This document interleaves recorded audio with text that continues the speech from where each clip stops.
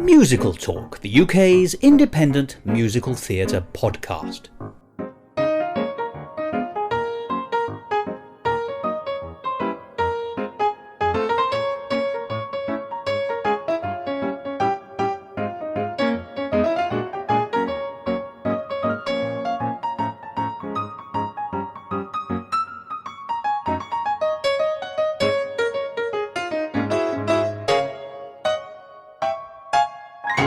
Hello and welcome to another edition of Musical Talk. I'm Thos Ribbits, and Musical Talk is a Thos Ribbits production, damn it!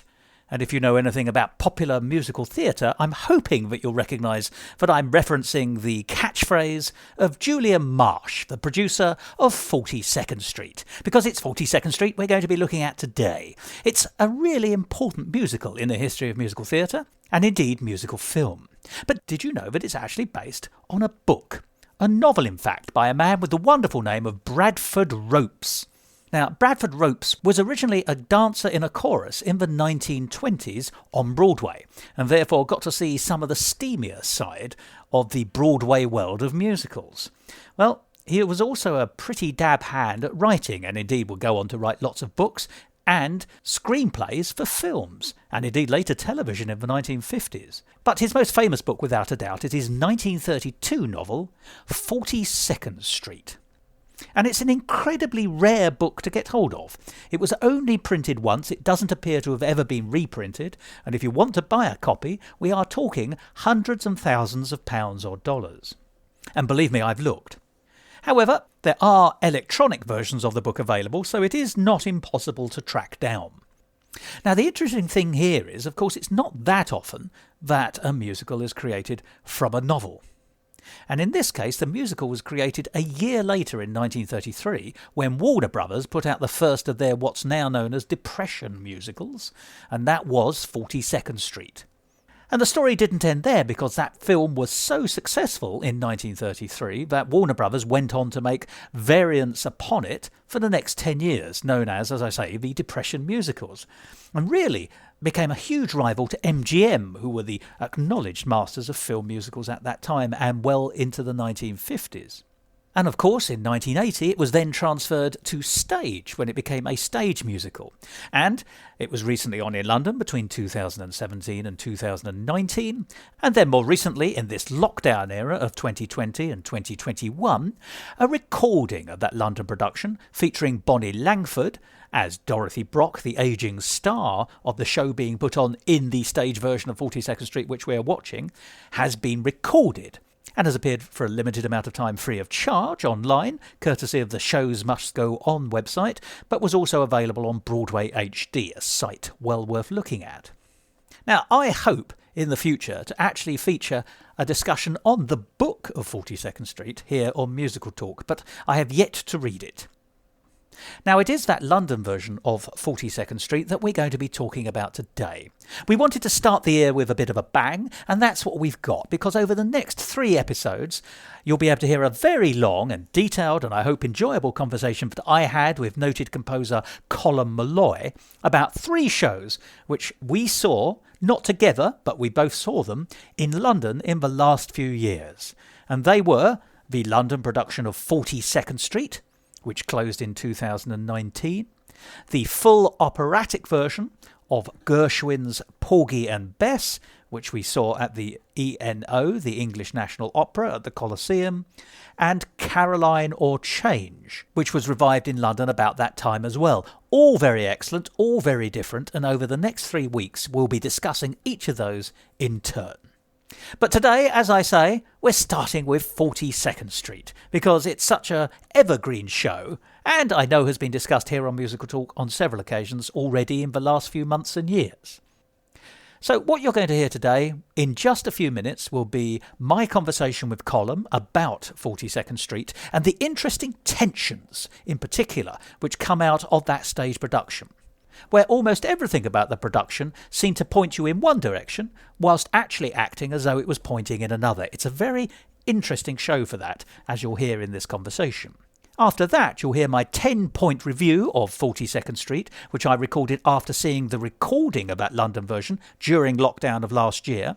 And the difference, I think, is quite interesting because the conversation I had with Colm was recorded in 2019, and at that point, neither he nor I had seen the 1933 Warner Brothers film of the same name.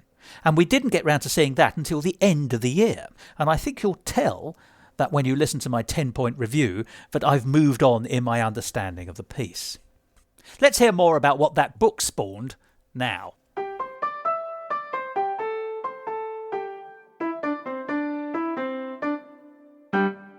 Musical Talk, the UK's independent musical theatre podcast.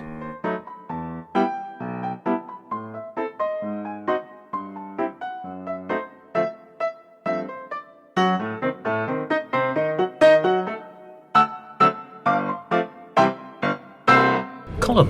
Thos. Well, that's us sorted out. It's always lovely talking to you. Today we're going to be talking about 3 different shows that we've seen, once again, not together, which seems to be the way we do it. We see them separately. So in many ways, we've not really had a chance to appreciate these at the same time, and we are talking about different performances. But the shows we're going to be talking about today are 42nd Street, Porgy and Bess, and Caroline or Change. And I can think of very few shows that would constitute as wide a range of options as those 3. So, shall we start with the oldest of the 3? And yet it isn't. And this is 42nd Street. Yes. Now, to set our stall out here, 42nd Street is a 1980s musical. It's a confection. But it is based on a 1933 film that has almost exactly the same plot. And that plot is, it's exactly the kind of plot you imagine that all musicals of the 1930s are about. It's almost the archetype plot. I think if you went up to someone in the street and said, musical comedy, give me the plot, they would say something like, a woman turns up, gets a job in the chorus, and then for whatever reason is able to take the top spot and saves the day by doing so. And whether it's done manipulatively, as in applause, all about Eve, or whether it's not done that way and is seemingly genuine, it doesn't matter. She saved the day from, rags to riches, in fact, and will probably bag a man or two along the way. So that is the story of 42nd Street. When I say story loosely, it was turned into a musical in the 1980s. It was. Based on the film, with the same songs from the film. There's only 4 songs in the film, so they went to the Warren and Dubin songbook and added a lot more. I think there's also a Johnny Mercer lyric in there somewhere. So it is essentially a jukebox musical set in the 1930s, from a 1930s film, but reset, as it were, or recreated in the 1980s. And here we are in the 21st century watching it. So there's lots of layers of time going on there. I've rambled on about how it came to be, but what's your take on 42nd Street? Before you went in, what were you expecting, and did it match up to it when you saw it? I saw 42nd Street a long time ago. I think I saw an amateur production when I was 16 or 17. Oh, right, okay. Didn't know much about the show at all, but I have seen the film. Actually, it's not surprising that it came about in the 80s. You have shows like On the 20th Century and Follies, which are throwbacks of a kind, looking back at period and pastiche songs. So 42nd Street is, on the surface, quite glitzy, quite glam. It's a spectacle, isn't it? Yeah, good confection. I wouldn't. It's green and black, so it's not Yorkie. Nothing wrong with a Yorkie, but I see what you're saying in terms of price, yes. Yeah. I think it would be unwise to go into a show like 42nd Street and expect to see something life-changing, but one should certainly go into it ready to be wowed, because I've been twice since it was on, and I've been wowed both times. You saw the London production twice? Yeah. Oh, did you? That's interesting. So you were happy to go back? Yeah. What did you draw from the second observation of it then? Different stuff, or just the same thing again? It is just the same thing again. There's not much substance-wise, but it's a show that isn't trying to be substantial. The plot is what it is, and really what it is trying to be is an entertaining evening with some really well thought out performance pieces. The choreography is great, the set pieces that move are great as well, costume heavy, cast heavy and heavy. It's guaranteed fun at the theatre, and that's the expectation I went in with, and that's what I came out with as well. Well, the home of spectacle in West End terms is either the Palladium or the Theatre Royal Drury Lane. And it's the Theatre Royal Drury Lane. It's the last show they're putting on. They're currently dark, as it's being refurbed for the next couple of years. Is it really? Okay. They are. And indeed, I believe they're selling off one or two of the infrastructure items. So you buy lamps and chairs on eBay, should you be interested. I don't know if that offer is still available at the time of broadcast, but at the time of recording, it certainly is. Someone will write back to you and let you know. But let's dispose of the plot quickly then, because I think the plot couldn't be disposed of lengthily. No. As we said, the plot such as it is I have to say, I'd like to investigate the character of the young Corinne who fails to get a job because she turns up late and is also very clumsy. You know, she knocks into the director and a few other people, eventually gets the job because other people take her under her wing. And then she's tremendously clumsy again as a Corinne. You know, she mucks up several performances, as it were, or rehearsals as we see them. But she's also, at the same time, identified as being a great dancer and has learnt everything. So there's this odd kind of not quite making sense thing going on here. That's right. There is the character who was being played by Bonnie Langford when I saw it, the Dorothy Brock character, I think, who's the sort of slightly older star who doesn't dance in this, apparently. You know, she's not Bonnie, but the character Dorothy doesn't dance, so they need the Corries to dance around her. And then we've got this situation where, in her clumsiness, the Corinne, Peggy, I think it is, knocks over Dorothy, breaks her ankle. Well, I think it's called a compound fracture, which I don't believe is medically correct, but maybe that's them having a laugh at us. Well, I like the fact that's quite a ham-fisted move to give her that. And then, of course, she's sacked. Yeah. And then they realise they've got a hole, and the only person who can fill it, the rest of the chorus all agree that the only person who can fill it is the one they've just sacked. And you think there's no petty rivalry amongst these performers. They all, as a man and woman, agree that there's only one person to take the job. So at the beginning of Act 2, and this is where I think the plot, fizzles out within 10 minutes, she is sitting on her suitcase in the enormous railway station, where there is no other customer. No. It's marvellous. I've never seen an empty. She must have been sitting there at midnight, watching these shadows on the wall, as the song may go. And then, of course, the director turns up and to try to persuade her, and then the rest of the cast turn up and help persuade her, and she is persuaded. But she's got 24 hours, I think, to learn all the numbers and all the songs and all the lyrics. And of course, and they open cold on Broadway. They do, exactly. That's right. They cancel all the tryouts, and of course she's a massive success. The end of the plot has arrived, and that's about 10 minutes into Act 2. And this is really interesting or relevance about Follies. Yeah. Follies ends with 4 big set pieces. Yeah. And although it's a different structure to get us there, once they have disposed of the plot, Act 2 is all set piece up. What you're doing is you're watching assorted scenes from what must be a revue. It doesn't appear to have any plot, i.e. the show that we're seeing on the Broadway show we're seeing. Yes. Because up to that point, every performance we've seen has either been a rehearsal song or a genuine song sung by one of the characters to replicate their mood. But it's scene after scene after scene, but it doesn't do the heavy lifting or doesn't act as any sense of culmination in the way it does in Follies, except for it to be a nice ending to a play where you get to see glitzy shows. For sure. Sorry, once again I've rattled on there, but that's the plot out of the way. So what do you take home from 42nd Street?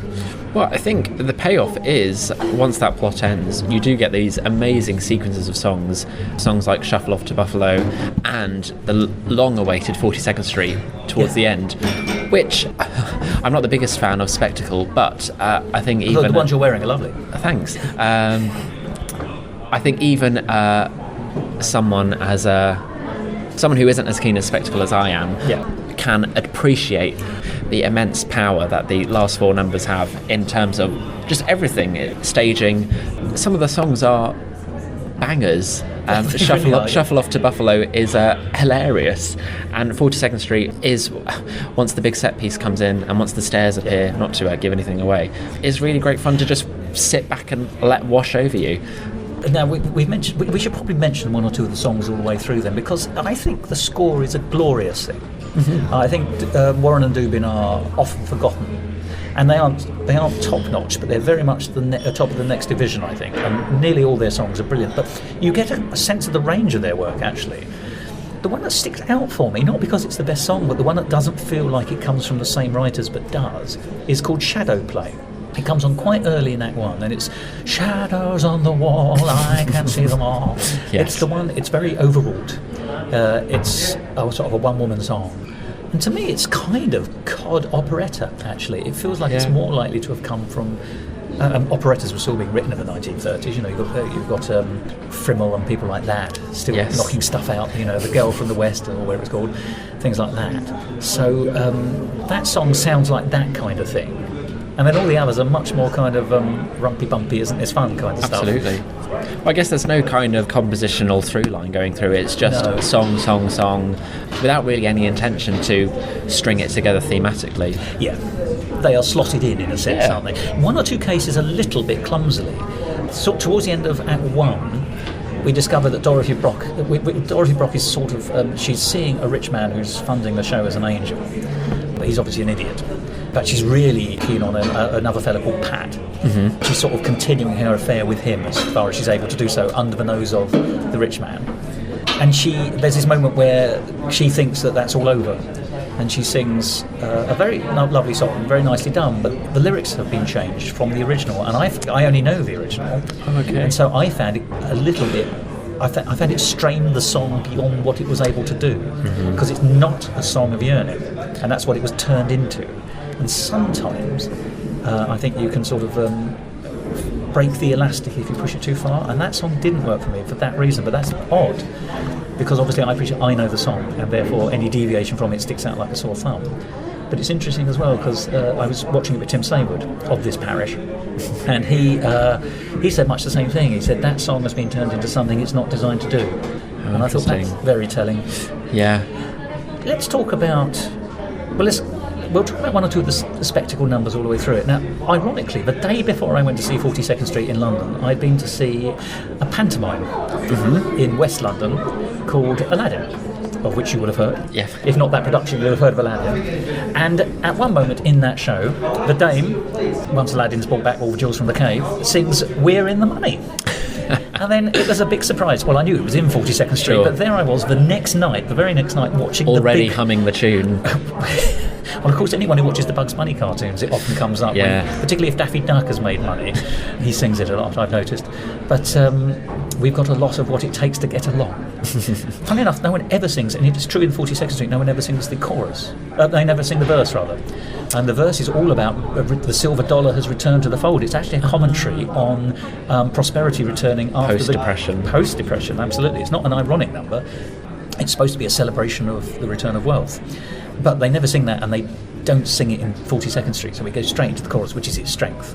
And the way we see it is obviously all the chorus people come on with clutching enormous podiums painted to look like dollars, or golden dollars. Well, coins. It's quite the transformation. We have four kind of urchins. That's right. Crawling through. All in grey, aren't they, as well? All in, yeah. Looking through street gutters for a nickel, a dime, and that prompts their instant transformation into these glitzy chorus girls and boys. They find a dime, don't they? Yeah. That's right. And so they sing, ironically.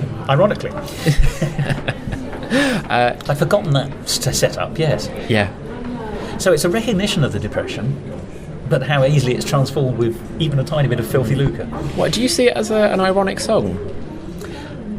Well, in that context, it's got to be seen as an ironic song, isn't it? If it's actually ostensibly being sung by poor people who have found one tiny bit of currency, which in their straitened circumstances makes them wealthy, and they're singing a song called "We're in the Money," but then you cut immediately to the excessive wealth that's on the show. Yes. That must be not ironic, I suppose. And maybe this is the point to discuss it. I think the show is full of, certainly the London production, is full of some very odd tensions between one thing purporting to be what it is and in fact being the opposite of it all the way through. Okay. Did you get any sense of that? But I think perhaps more in "We're in the Money," that transformation is stark. It's bizarre, going from something so black and white to something so technicolor. But whether that I saw that as ironic, I'm not too sure. It stands out as a bizarre moment, but it's not surprising that you forgot that whole prefix. Because it's overwhelmed, isn't it? Overwhelmed by girls and boys dancing on money in gold suits. Yeah. Let us not forget the amount of sequins on show this year. Yeah. Well, let me talk about some of these tensions then, and I'm going to go to the big one first of all. Okay. The show itself, if it is anything, is a song is a show about heterosexuality. It is boy and girl. All the songs are about meeting your love.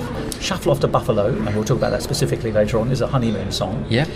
So it's all about, boy meets girl. There is boy meets girl stuff going on in the plot itself, such as there is.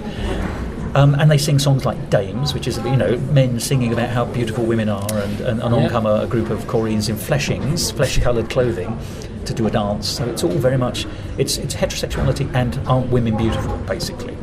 And there's even a song called Stay Young and Healthy, isn't there? Yeah. Which is, I think it's got a line about cuties are beauties, but it's not their brain or something like that. Yeah. It's something terrible. But so the whole thing is, as I say, it's a hymn to heterosexuality. And yet, it is one of the campest shows I have seen in London. So it is working against itself in that sense. So none of the heterosexuality is done in a butch way. It is all done in a camp way. And I'm not saying camp and homosexuality are connected, but of course there's a link. One is often associated with the other. It's not exclusive, but there is a correlation, if nothing else. So I sat there thinking I am watching a camp show about heterosexuality, but then again, none of the heterosexual storylines ever cohere. So, for example, it does in one case. Dorothy gets her man Pat, but Peggy is torn between two fellows. Julian Marsh for director. Yes. God damn it! It's a Julian Marsh show, as he would stop to say every now and then, quite pointlessly. And Billy, who I think was sort of the young male lead, the romantic lead. And even at the end, it's left ambiguous. She's invited by both to two different parties. Yes. She decides to go to the chorus party rather than, if you like, the grand stars party. Sure. And then Julian is left to sing the very last number on his own, Lullaby of Broadway, I think. I think it's 42nd Street again, you're quite right. That would make sense.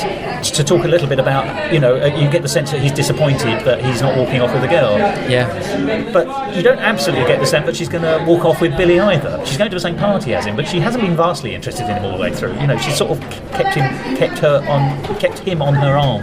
She's very career-minded. Maybe it's quite progressive of them, actually. Well, do you know what's very interesting, though? It's based on a novel from 1932. Is it really? I had no idea. And in the novel, Billy and Julian are lovers. It's a gay relationship, and they couldn't do that in the film. So they had to sort of cut their losses a bit and point her in both directions. In the film, she does the same thing. She's loved by, whether she's in love with, but she is loved by both Billy and Julian. Yes. And I think we see that, at least to a degree, in the stage version. But obviously that feels like a hastily doctored plot point from the 1930s, which is not fixed in the 1980s and then sticks out like a sore thumb in 2019. Yeah. To me. Yeah, no, I'm not surprised. Although that would be... that's extraordinary, though a little ominous as well, to think of that as a potential plot for 42nd Street. Yeah. But I therefore don't know in the book who she eventually pairs off with, if she pairs off at all. But then... So, once again, as I say, I suspect a rugged, red-blooded rugby player, and I'm using stereotypes and shorthand here, would not sit through 42nd Street and say, this is the most heterosexual thing I've ever seen, even though it's purporting to be that. Sure. And the Dames number doesn't quite ring true, even though it's about nothing more than aren't women beautiful, although in a kind of sort of objective way. Yeah. And then you've got Shuffle Off to Buffalo, which is, as we said, it's a honeymoon song. Sure. There's a fella, and he's just got married. So it starts off there's a kind of church backdrop, and then that disappears, and we're on a train. It's a sleeper train, and it's one that you see in the films of the period where everyone's in open bunks but with curtains. Yeah. So he gets on, or he's dancing around it outside, and then the chorus, who are all in all of the windows, pull back the curtains to sing the chorus parts of Shuffle Off to Buffalo, but they're all women. Yeah. So it does look, just to the untrained eye, but this Honeymoon Express, which is what the train is, has been block booked by a mass lesbian wedding.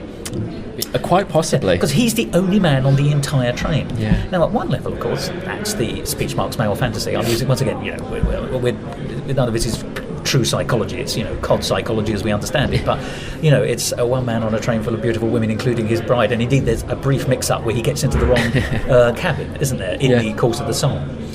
And yet, at the same time, whilst that could be seen as a great heterosexual dream, the reality is that actually he's madly outnumbered by a whole bunch of women, most of whom are in cubicles and cabins 2 by 2. Yeah. So it's a very strange set of messages coming out of it. Sure, I can see what you mean. And it's, I think if there was one thing that I felt uncomfortable, well, not uncomfortable, but it's one thing that you go away thinking, well, it's part of the period that it was written in. Yeah. It is very female objectification heavy. Oh, it is. And that doesn't seem to be something that they've managed to solve or figure out how to change. Or even in the Shovel Off to Buffalo song, it could be, why not have male and female chorus people singing along to the song? Oh, yeah, absolutely. It could be men and women in the honeymoon rooms, which is actually what you'd expect more anyway, really, at least statistically. Yeah, especially so in the 1930s. Well, or not. Well, who knows, Yeah. I suppose. I think you're exactly right. I mean, and I think that's even reflected in the version we saw, because actually I counted the cast, and there were twice as many choreens, female chorus dancers, as there were to male chorus dancers. Partly because there was more for the female dancers to do, but it was noticeable, I thought, that was the case. Yeah. Let's talk about some more tensions. I've touched upon them already in the narrative. You know, Peggy is possibly the most clumsy woman I've ever seen on stage. Yet she can move her feet in all sorts of ways and to all sorts of rhythms. Exactly. She is dance supremo who can't walk down the street without bumping into the curb. You think, well, how has she managed this? How has she got this? How has she not fallen off a train and died horribly before she got there? Yeah. And then there's the tension in the character of Dorothy Brock, because, and I suspect, and I don't know this, that she's painted as the villain. You know, she's a diva. She gets huffy. She more or less blackmailing the director, who needs a hit and needs a star, even though she ostensibly doesn't dance in this. She's got her guy on the go, on the side, as it were. So she's not shown to be, even within the confines of fidelity, very on the straight and narrow. So she's not, and she's bitter, and she's responsible for getting Peggy sacked, etc. La la la. Played beautifully by Bonnie Langford. Bonnie Langford is a magnificent musical theatre actress and knows how to get the plots she's given to work. But I thought she did something which I wasn't necessarily expecting of her in this. I thought that she was able to imbue, as far as it is possible to do with the material provided, a sense of depth to the character, mostly when she's finally paired up with Pam permanently, when she finally repairs her relationship with her paramour. Yeah, exactly. She becomes genuinely happy.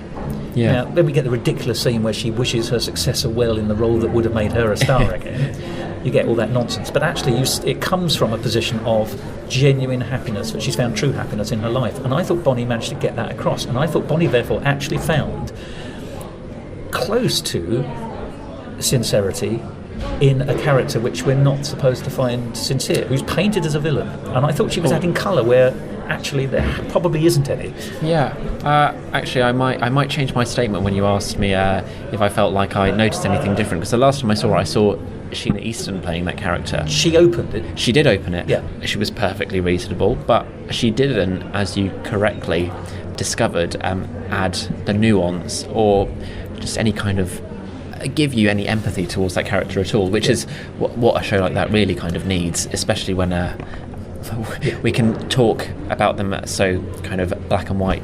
This is the villain, this is the femme fatale.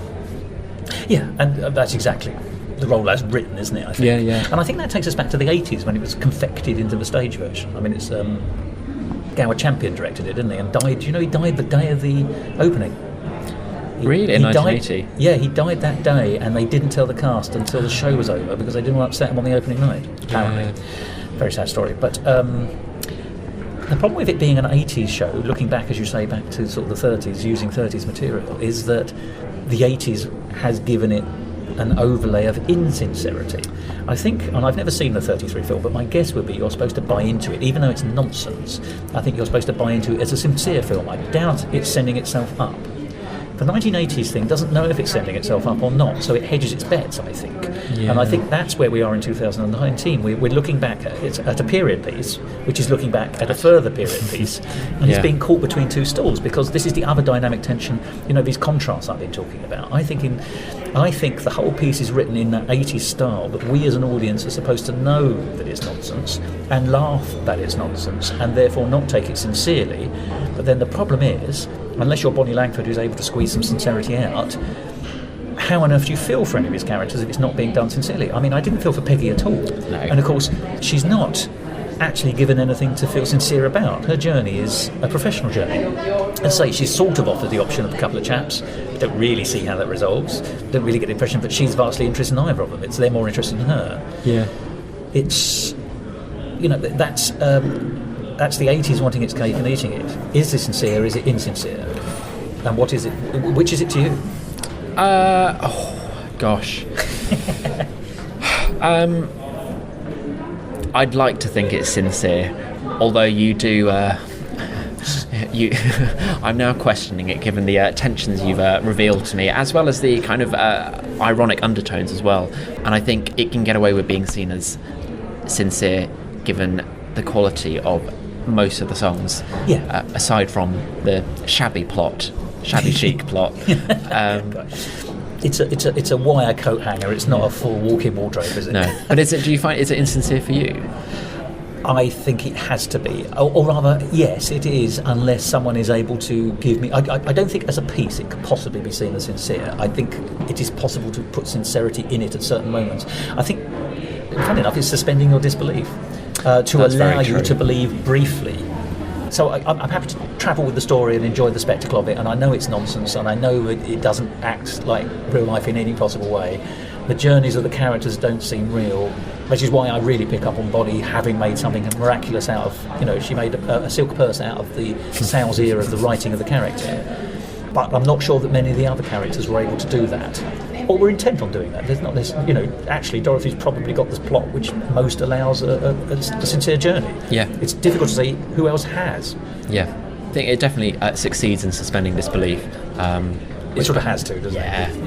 And even down to the showpieces at the end, which we're only because we know that we're not seeing the whole show at the end. No. Because it says, scene number 28, scene number 54, scene number 96. You think, this is a long show. Yeah, it would have gone on for weeks.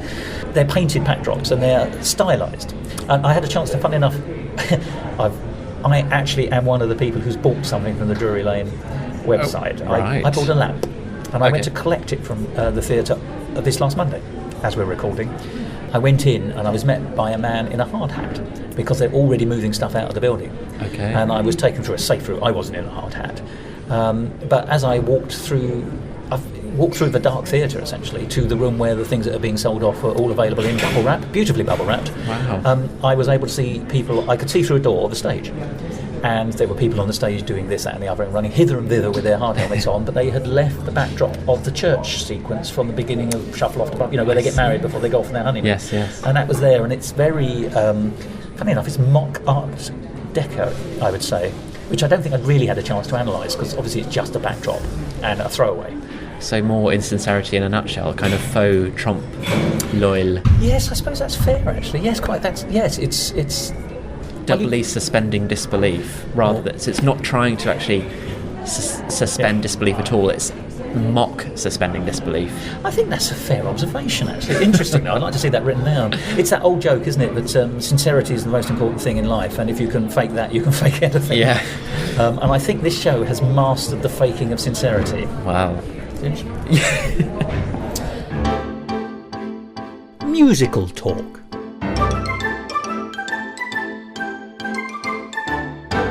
In this 10-point review, I'm going to be talking about the stage production of 42nd Street. And I'm talking, I think, specifically about the version that was in London in 2018 and 2019 at Drury Lane.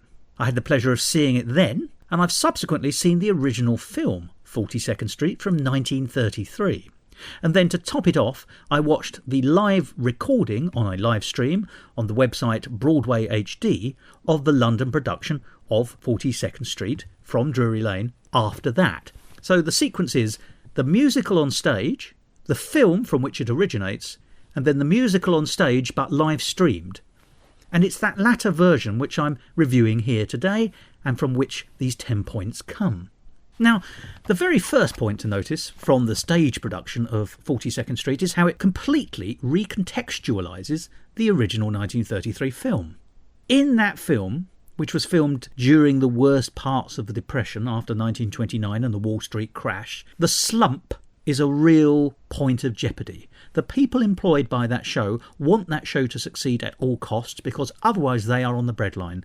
There is a real existential threat to each and every one of the people involved in that production.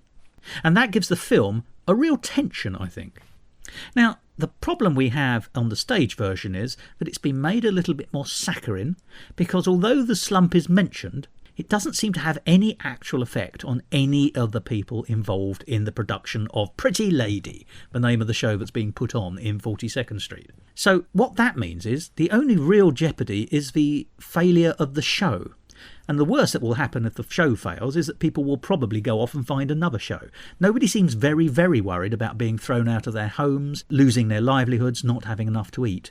Money is no object for the producer, Julian Marsh, and we'll be hearing more of him in a minute. Money is no problem for Dorothy Brock. She's got a wealthy toy boy. Money's clearly no problem for Peggy, because she decides to walk out on the show and just take a train home. She's not even worried about the fare. Money problems just don't underpin the stage version. And that's a pity in a way, because it means it's saying to you that all it's really wanting to be is a spectacular. So lie back and enjoy it, rather than actually saying, do you know, there is some real jeopardy and some real drama in this. The second point is that the show is remarkably atypical when it comes to relationships. You normally expect the central couple or the central character to find love during the show. That isn't really what happens here. The only character who genuinely finds love or works out where her love lies is Dorothy Brock, who for the most part is painted as the villain. She is the one who realises that she doesn't want the toy boy and that she loves her long-time lover Pat and will in fact spend her life with him. And she has to suffer to get her ideal. Now that's quite a journey for a show's villain.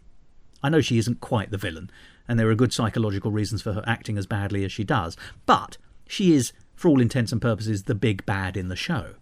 And Peggy, well, we don't really get a relationship for her. She sort of flirts with the juvenile lead, and she sort of flirts with Julian Marsh, the director. But it doesn't amount to anything, and she certainly doesn't walk off with either of them at the end of the show. So it's a very atypical show. Which leads me on to my third point. Whose journey is it? Now, the person whose story seems to be the one we're watching is Peggy, the woman who walks off the street into the show and then is presented with the lead of the show when she herself causes an injury to Dorothy Brock, the ostensible star. Everything is handed to Peggy on a plate. She doesn't really have to struggle at all. She misses the original audition, but she still gets spotted when she's found dancing in a street with other members of the cast, so she's given her chance as a result of that. Then later on she's given a second chance once she's sacked. And then thirdly, of course, she's made the lead. That's the person who seems to be the journey it is, but there's no struggle in that at all. She does almost nothing.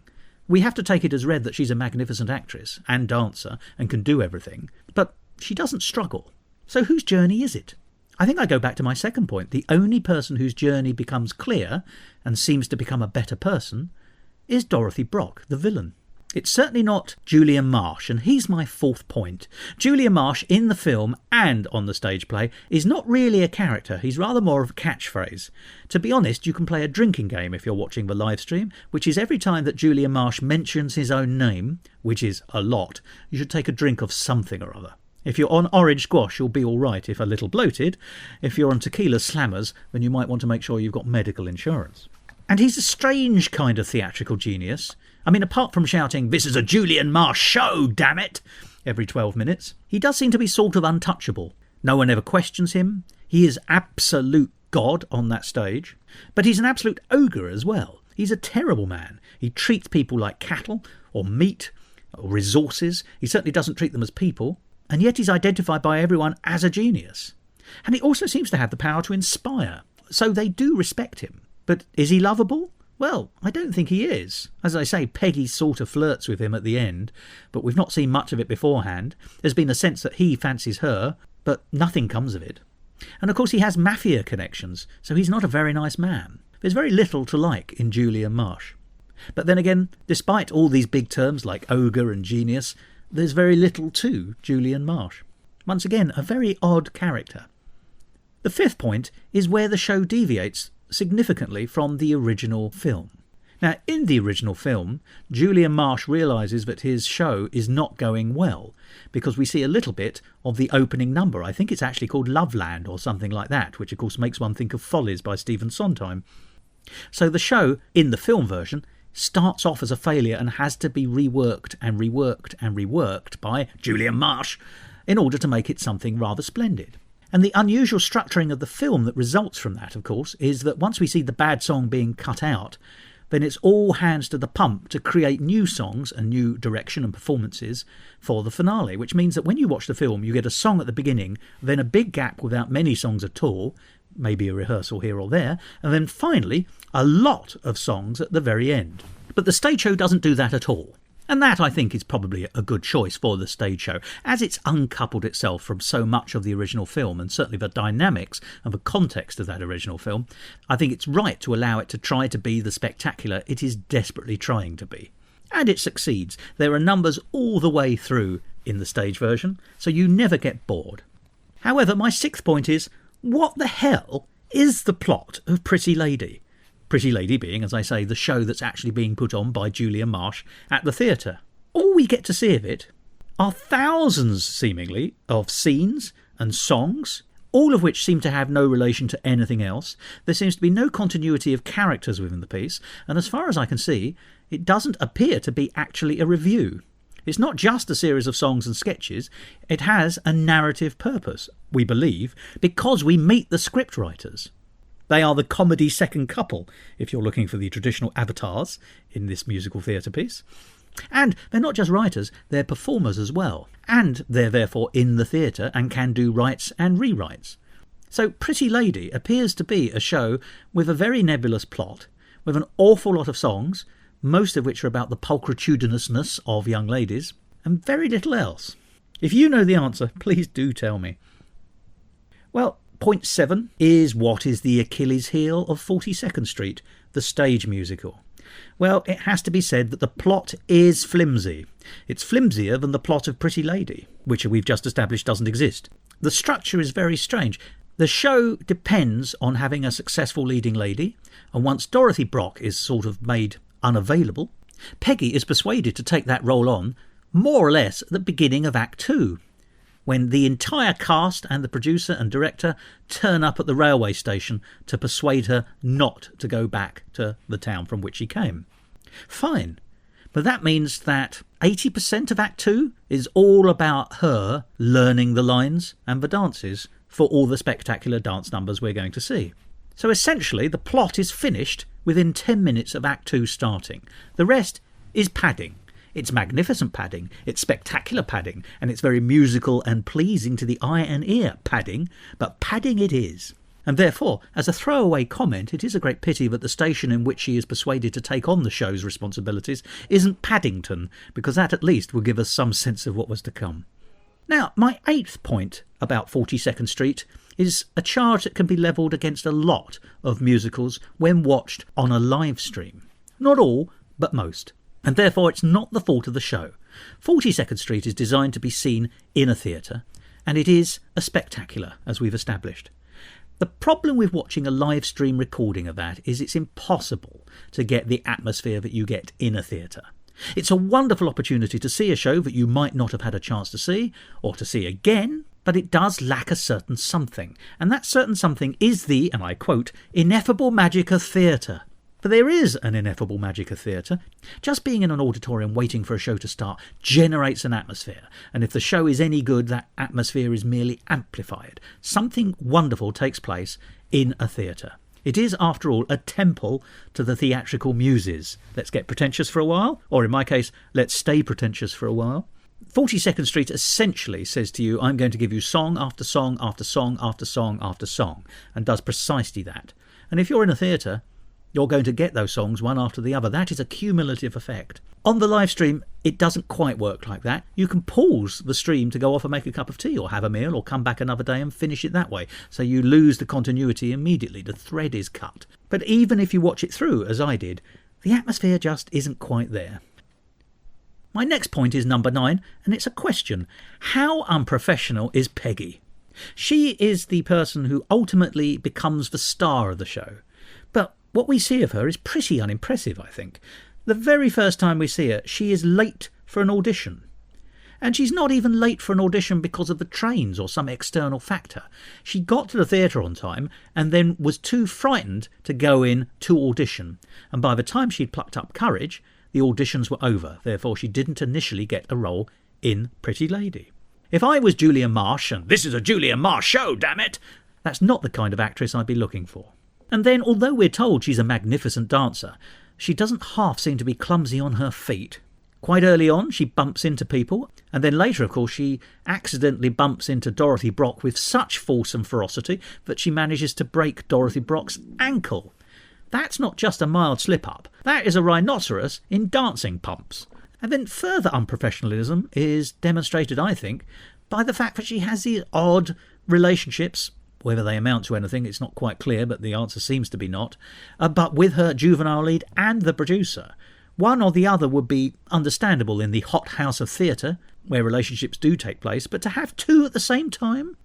And of course she faints all the time, and it turns out she faints ostensibly because she's not looking after herself or she's being overworked. But once again, it doesn't suggest that she's at tip-top physical condition, as an actress ought to be. Peggy is really very unimpressive, which is all the stranger because we're told all the way through that she is the most impressive actress anyone's ever seen. And my final point is a wrap-up point, and it really pulls together some of the points I've made about 42nd Street, the stage musical. It is a bastardised version of the film, and the film is, I think, superior. However, the stage version is doing something different ultimately, and if you're happy to go in with what it's doing, which is to present you with a spectacular of wonderful songs from the 1920s and 30s, then it is a good show. And that, I think, is my conclusion.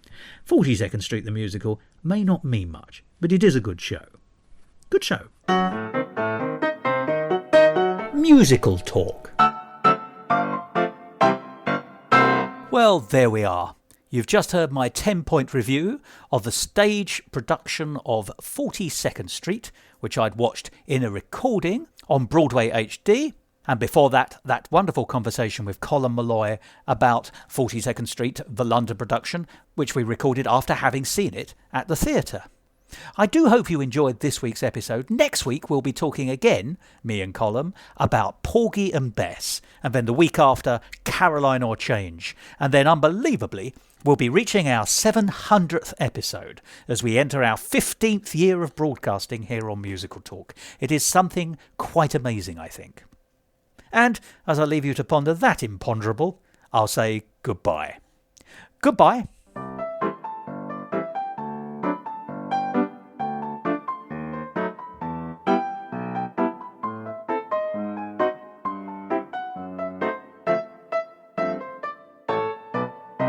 This episode of Musical Talk presented by Colm Malloy and Thos Ribbits, and produced and edited by Thos Ribbits.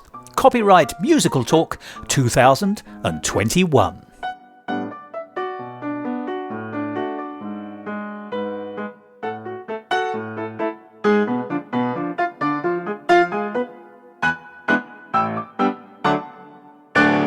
To find out more about the world of Musical Talk and listen to past episodes, go along to our website www.musicaltalk.co.uk or subscribe to us on iTunes and follow us on Facebook, Instagram and Twitter.